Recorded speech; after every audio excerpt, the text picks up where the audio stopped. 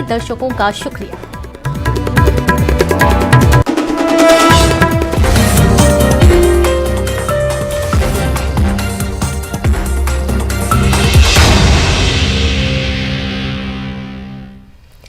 नमस्कार, बहुत स्वागत है आपका अपने एमपी के इस खास बुलेटिन में। खबरों के साथ मैं हूं रीनू। शुरुआत ग्वालियर की बड़ी खबर के साथ। बाजार में गुंडों ने फैलाई दहशत, जहां दो गुटों में जमकर मारपीट हुई। मारपीट में लहराई गुंडों ने तलवार। तानसेन रोड पर गुंडों ने आतंक मचाया।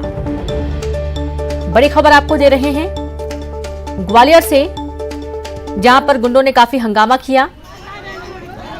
बाजार में गुंडों ने दहशत फैलाने की कोशिश की। दो गुटों में जमकर मारपीट हुई। मारपीट में गुंडों ने तलवार भी लहराई। तानसेन रोड पर गुंडों ने आतंक मचाया।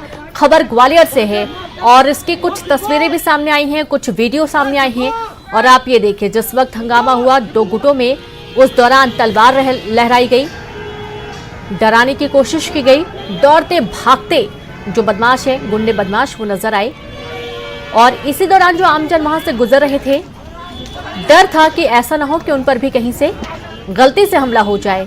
तस्वीरें देखिए, ये पूरा वीडियो सोशल मीडिया पर वायरल हो रहा है। सबसे पहले न्यूज़ 18 आपको तस्वीरें दिखा रहा है, जहां दो गुटों में जमकर मारपीट हुई और इस दौरान मारपीट में लहराई गुंडों ने तलवार। तानसेन रोड पर गुंडों ने आतंक मचाया। तो आप देखिए कि बेधड़क तरीके से एक दूसरे पर वार करते नजर आ रहे हैं।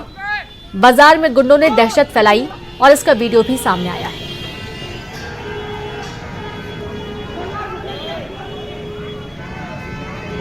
तो काफी हंगामे के आसार भी इस दौरान बनते हुए नजर आए। काफी मारपीट हुई, एक दूसरे पर हमला किया गया।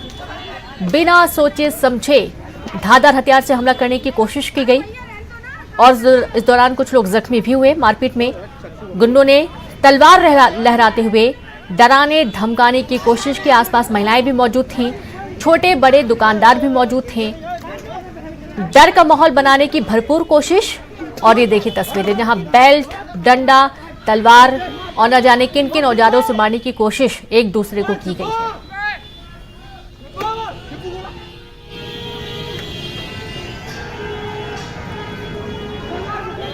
तो बीच बाजार ये पूरा घटनाक्रम चलता रहा, मारपीट चलती रही। और तस्वीरें देखकर आप अंदाजा लगा सकते हैं कि कितने बेखौफ ये सभी गुंडे नजर आ रहे हैं, जिन्हें ना तो कानून का कोई डर है और ना ही उन्हें ये परवाह है कि इससे किसी और को भी हानि पहुंच सकती है। संवाददाता सुशील जुड़ गए हैं। सुशील, ऐसा क्या विवाद था जिसके चलते बीच सड़क दो पक्षों में इतनी जोरदार भिड़ंत हो गई कि धारदार हथियार से हमला करने लगे एक दूसरे पर? बिल्कुल, देखिए, ये कुछ दिन पहले भी इन दोनों पक्षों में विवाद हुआ था और इलाके में रंगदारी को लेकर ही इन लोगों की पुरानी समय से रंजिश चली आ रही है। और यही वजह है कि बताया जा रहा, 2 दिन पहले भी जब ये आमने सामने हुए इसी बात को लेकर, तो फिर देखिए दोनों पक्ष भिड़ गए और एक जो शख्स है इसमें ये तलवार लेकर भी आया था। बीच सड़क ये हंगामा चलता रहा, 20 मिनट से ज्यादा का वक्त ये पूरा हंगामा चलता रहा। और SBI चौराहा है तानसेन रोड का, सबसे व्यस्तम और पॉश इलाका है ये कहे जाए तो ग्वालियर उपनगर का। लेकिन इस घटनाक्रम के दौरान कोई पुलिसकर्मी वहां मौजूद नहीं दिखा, जबकि रोड पे पेट्रोलिंग पार्टी, तमाम तरह के इंतजाम जो सुरक्षा व्यवस्था के, उनका दावा किया जाता है। लेकिन जिस तरह ये घटना हुई, इससे साफ है कि कहीं ना कहीं उस समय पुलिस की मौजूदगी नहीं थी। और जिस तरह से ये हंगामा हुआ, एक बड़ी घटना भी हो सकती थी, लेकिन बीच बचाव करने वाले लोगों ने किसी तरह से बाद में इस मामले को शांत कराया। लेकिन ये जो दोनों पक्ष है, इन पक्षों में पहले भी विवाद हुआ था, ये विवाद हुआ, उसके बाद आगे भी आशंका है कि जब भी इन दोनों का आमना सामना होगा तो निश्चित तौर पर इस तरह के विवाद बढ़ते रहेंगे। अब देखना ये है कि पुलिस को इसकी जानकारी ही नहीं थी। अब देखना यही है कि दोनों तरफ से किसी ने शिकायत नहीं कराई तो पुलिस इस वीडियो के बाद किस तरह का क्या एक्शन लेती है। जी बिल्कुल, और इस तरीके से कहीं ना कहीं कानून का जो खौफ है वो भी नजर नहीं आता इनके चेहरे पर, क्योंकि जिस तरीके से बीच चौराहे पर ये लोग मारपीट कर रहे हैं, इससे ये साफ है कि बिल्कुल बेअसर कानून व्यवस्था इनके लिए बनी हुई है। बहुत शुक्रिया आपका सुशील, तमाम जानकारी के लिए। खबर मुरैना से, जहां बीजेपी जिला महामंत्री के घर पर फायरिंग की गई। भावना जालौन के घर पर गुंडों ने फायरिंग की। भाजपा महिला मोर्चा की जिला महामंत्री हैं भावना जालौन। बाइक सवार बदमाशों ने दिया घटना को अंजाम। सिटी कोतवाली के गोपालपुरा की घटना। 3 माह पूर्व भी भाजपा नेत्री के घर पर हुई थी फायरिंग। पुलिस मामले की जांच में जुटी है। तो इसका एक वीडियो सामने आया है जो कि सीसीटीवी कैमरे में कैद हुआ था। ये पूरा घटनाक्रम, जिस दौरान भाजपा महिला मोर्चा की जिला महामंत्री भावना जलौन के घर बाइक सवार बदमाश पहुंचे और उन्होंने इस दौरान फायरिंग की और फरार हो गए। सिटी कोतवाली के गोपालपुरा की पूरी घटना सामने आई है। पास में लगे सीसीटीवी कैमरे में ये पूरा घटनाक्रम कैद हुआ। 3 माह पूर्व भी भाजपा नेत्री के घर पर फायरिंग की गई थी। पुलिस मामले की जांच में जुटी है।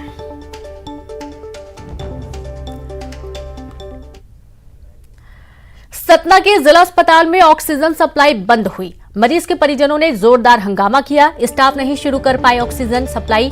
टेक्नीशियन को बुलाया गया और उसके बाद ऑक्सीजन की सप्लाई शुरू हो पाई। आप ये देखिए कि ऑक्सीजन की सप्लाई ठप होना, इसका मतलब है वहां पर जो भर्ती मरीज हैं, जो सीरियस कंडीशन में भर्ती होते हैं, जिन्हें ऑक्सीजन की जरूरत होती है, उनकी जान पर बनाती है। स्टाफ ऑक्सीजन बाद सप्लाई शुरू हो पाई। एक बड़ा हादसा होते होते टला। जिला अस्पताल का पूरा मामला है जहां ऑक्सीजन सप्लाई बंद हो गई थी और इस दौरान जब मरीज के परिजनों ने देखा तो जोरदार हंगामा किया गया। इसके बाद टेक्नीशियन को बुला के सप्लाई दोबारा से शुरू कराई गई।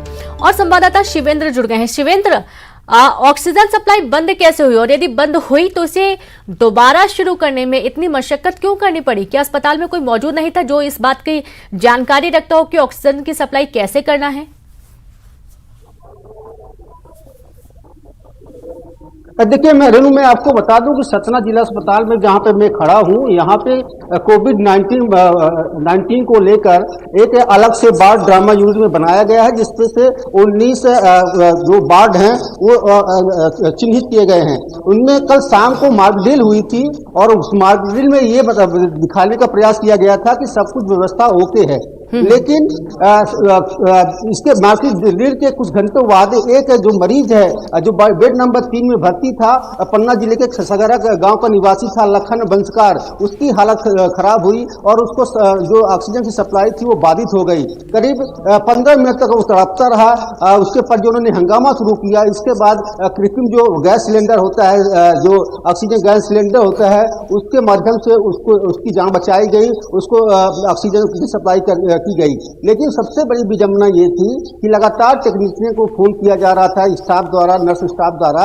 इसके बाद भी टेक्नीशियन नहीं पहुंचा और जो वहां के वार्ड बॉय थे, कोविड-19 को लेकर जब इतनी बड़ी पैमाने पे तैयारियां चल रही हैं, मॉक ड्रिल किया जा रहा है और उस मॉक ड्रिल के कुछ ही घंटों बाद इस तरह की तस्वीरें सामने आ रही हैं, निश्चित है कि ऐसे में कई मरीजों की जान हलक पे अटक सकती है।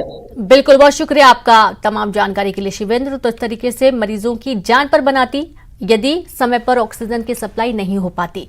इंदौर से बड़ी खबर है जहां कोरोना के 4 मरीज मिले हैं। पॉजिटिव मरीजों की कोई ट्रैवल हिस्ट्री भी नहीं थी, उसके बावजूद ये चारों पॉजिटिव पाए गए हैं। मरीजों में नए कोरोना वेरिएंट की पुष्टि नहीं हुई है। स्वास्थ्य विभाग सैंपलों की जांच कर रहा है। बड़ी खबर आपको दे रहे हैं इंदौर से, जहां पर कोरोना के 4 मरीज मिले। पॉजिटिव मरीजों की कोई ट्रैवल हिस्ट्री नहीं है, लेकिन उसके बावजूद इनमें कोरोना की पुष्टि हुई है। कोरोना वेरिएंट की पुष्टि नहीं है। कोरोना स्वास्थ्य विभाग सैंपलों की जांच कर रहा है। संवाददाता विकास जुड़ गए। विकास, कोरोना के 4 मरीज मिले। काफी चौंकाने वाली बात यह है कि इनकी ना तो कोई हिस्ट्री है ट्रेवल, उसके बाद कैसे संक्रमित हो गए?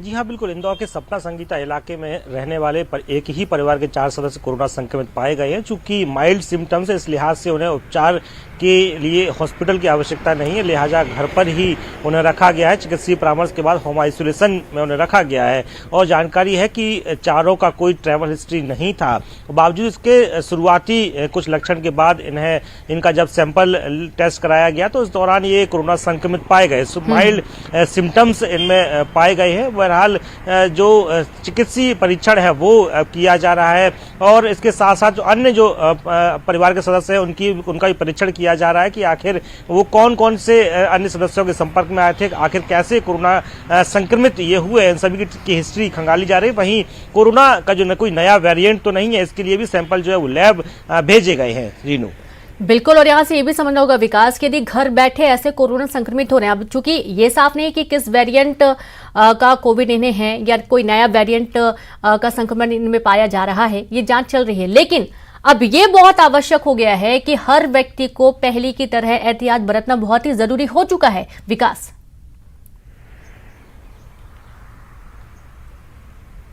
बिल्कुल एहतियात बरतना आवश्यक है ही, चूंकि घर बैठे ही कोरोना संक्रमण नहीं हुआ है ऐसा नहीं माना जा सकता, क्योंकि ट्रैवल हिस्ट्री बाहर की किसी की नहीं है, लेकिन लगातार ये सभी लोग, चूंकि अब पूरा बाजार खुला हुआ है, सभी के काम जो है वो चालू है, इस लिहाज से ये साफ तौर पे माना जा सकता है कि जरूर कहीं ना कहीं किसी न किसी के संपर्क में आए होंगे। लेकिन ये बड़ी अच्छी बात है कि कोई बहुत ज्यादा चिंता की स्थिति नहीं है, कोई पैनिक क्रिएट करने जैसी स्थिति नहीं है, सब बेहद सामान्य है। इस लिहाज से जो स्वास्थ्य विभाग है वो भी बेहद सामान्य ही तरीके से ट्रीट कर रहा है, चूंकि सभी जो मरीज हैं उनमें सिम्टम्स बेहद माइल्ड है, लिहाजा उन्हें घर पर ही रखा गया है, होम आइसोलेशन में रखा गया है। ये जरूर एहतियात रखे जा रहे हैं कि वो किसी के संपर्क में ना आए। इसके अलावा उनसे मिलने वालों को और उन्हें भी ये हिदायत दी गई है कि वो किसी नए व्यक्ति के संपर्क में ना आए। लेकिन ये जरूर एक बार फिर से तय हो जाता है कि सभी को एहतियात रखना ही होगा, ताकि फिर से कोरोना संक्रमण पीक पर ना आ सके। जी बिल्कुल, और ये बहुत अहम है, और ये जरूरी नहीं कि जब आप कहीं बाहर घूमने जाएंगे तभी कोविड हो सकता है। यदि आप मार्केट भी जा रहे हैं, आम लोगों से मिल रहे हैं, तो भी संक्रमण की आशंका बनी रह सकती है। बहुत शुक्रिया आपका विकास तमाम जानकारी के लिए। और अब बात विदिशा से बड़ी खबर की, जहां बीजेपी विधायक का गुस्सा फूट पड़ा। जी हां, मंच से ही बीजेपी विधायक उमाकांत शर्मा का गुस्सा फूट पड़ा। नगर पालिका सीएमओ एसडीएम को बताया नकारा और कहा कि आपकी वजह से जनता मुझे जूते मारती है। और तुम्हारे मन से बोलना पड़ रहा, सार्वजनिक रूप से बोलना पड़ रहा। मैं किसी एक व्यक्ति का जरा सा नुकसान नहीं चाहता, और तुम्हारे प्रशासन की लापरवाही से, तत्कालीन सीएम और एसडीएम की वजह से आज तक वो सुधार नहीं हुआ 6 नंबर वालों का। एक बेचारे मुल्ला जी की दुकान तोड़ दी खड़े खड़े में, आज तक वो नाला नहीं बना पाए।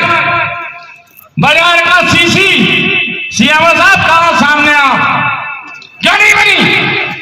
कौन जिम्मेदार है? हो गई क्या संस्कृत है? कितने महीने पुराना टेंडर है,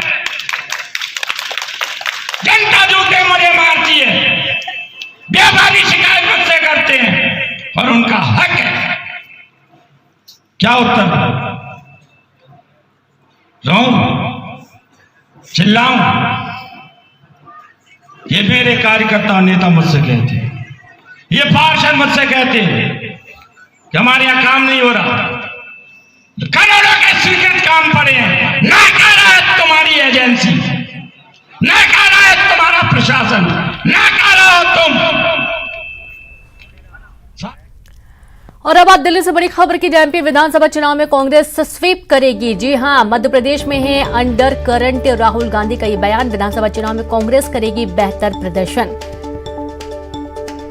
तो खबर दिल्ली से है, जहां एमपी विधानसभा चुनाव में कांग्रेस स्वीप करेगी और राहुल गांधी का बयान, मध्य प्रदेश में है अंडर करंट, विधानसभा चुनाव में कांग्रेस करेगी बेहतर प्रदर्शन।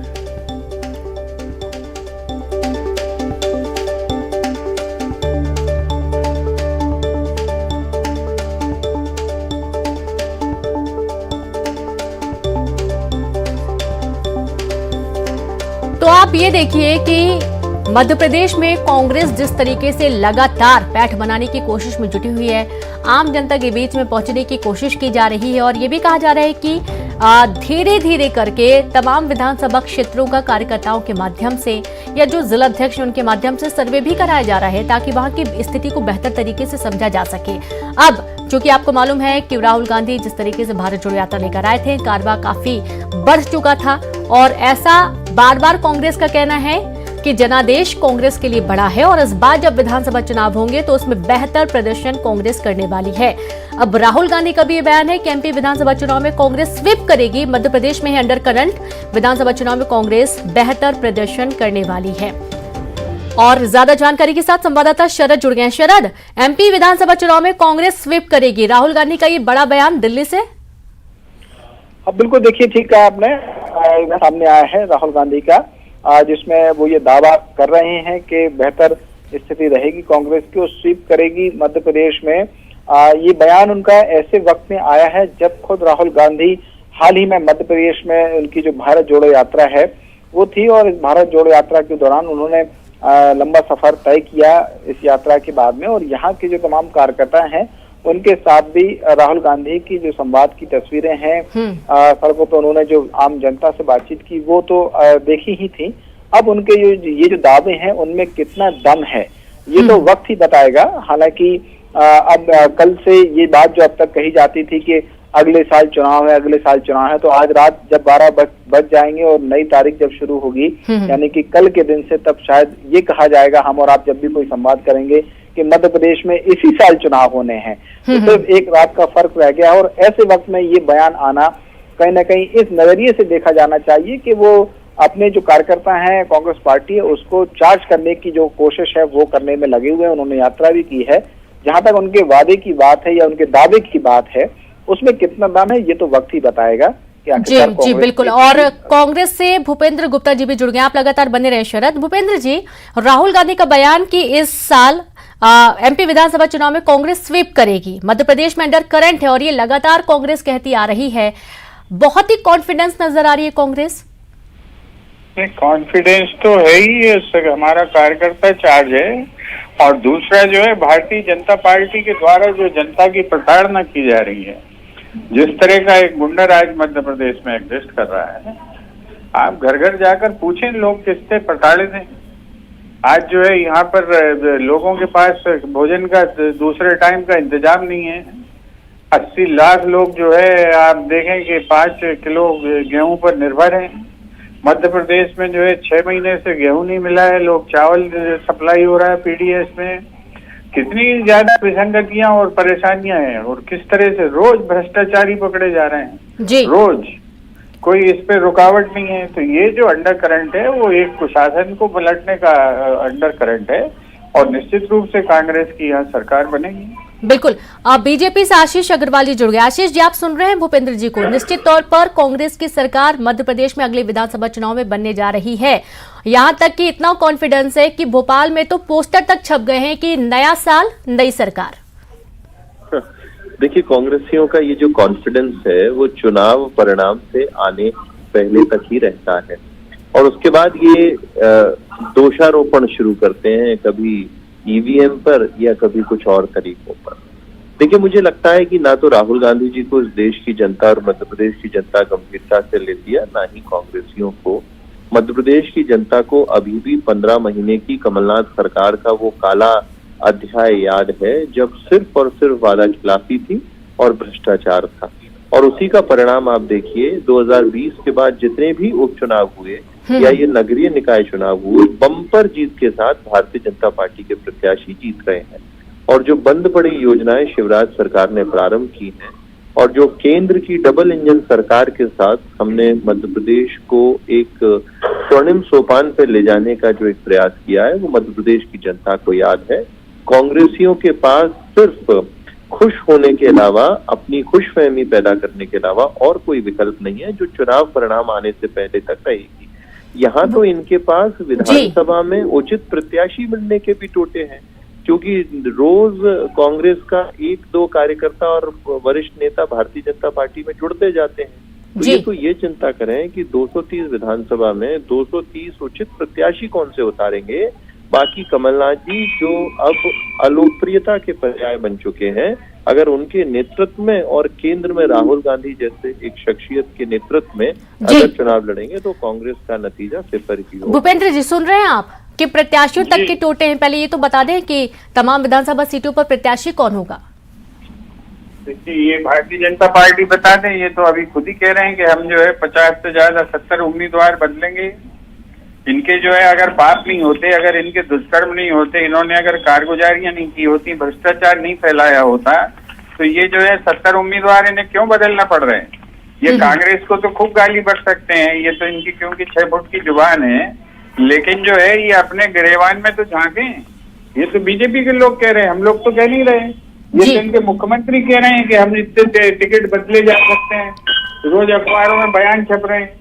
और ये बोल दें अगर ताकत से पूरे आशीष अग्रवाल जी के इन्हें टिकट दे देगी बीजेपी, तो हम इनको समझे कि ये जो है बहुत ईमानदार और बड़ी भली बातें करते हैं। जी, अब ये तो एक दिन बाद अब 2023 लग जाएगा और अगले साल ही विधानसभा चुनाव है और देखना यह है कि साल के अंत में जनता किस पर भरोसा जताती है या जो आने वाले कुछ महीने बचेंगे कांग्रेस और बीजेपी के लिए कि अपनी अपनी जो बातें हैं वो जनता के बीच में रख सके, कितने दावे काम कर पाते हैं। बहुत शुक्रिया आप दोनों का हमसे जुड़ने के लिए। शरद, आपका भी बहुत शुक्रिया तमाम जानकारी साझा करने के लिए। और चलिए अगली बड़ी खबर का हम रुख करेंगे। बात करेंगे भोपाल से अहम खबर की, जहां साल 2022 के अंतिम दिन और नए साल के पहले कांग्रेस कार्यकर्ताओं ने शहर के कई जगहों पर पोस्टरबाजी कर सियासत गर्म कर दी है। कांग्रेस दफ्तर पर लगे पोस्टर में प्रदेश में नई सरकार की आमद की बात कही गई है। तो देखिए, नया साल नई सरकार, पोस्टर लगा दिए गए हैं। गजब का उत्साह इस वक्त देखने को मिल रहा है कांग्रेस में।